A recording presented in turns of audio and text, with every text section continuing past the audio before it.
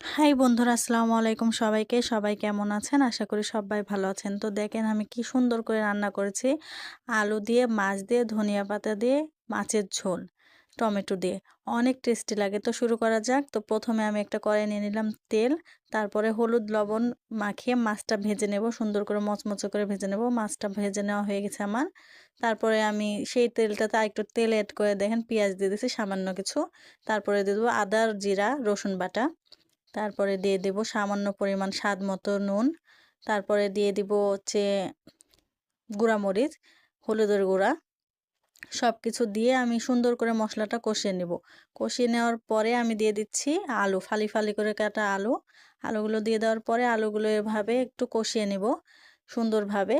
দেখেন কত সুন্দর করে নাড়াচাড়া করছে আর কত সুন্দর কালার এসছে। তারপরে আমি দিয়ে দিব পরিমাণ মতো পানি সিদ্ধ হওয়ার জন্য। প্রায় আমি 5 মিনিট রেখে দেব ঢাকনা দিয়ে ঢেকে।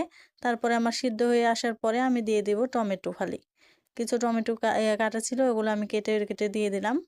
দেখেন, তারপরে আমি হচ্ছে টমেটোগুলো যখন সিদ্ধ হয়ে আসবে তখন এরকম হয়ে যাবে। টমেটোগুলো গোটা গোটা থাকবে না, একেবারে নরম হয়ে আলুর সঙ্গে মিলিয়ে যাবে।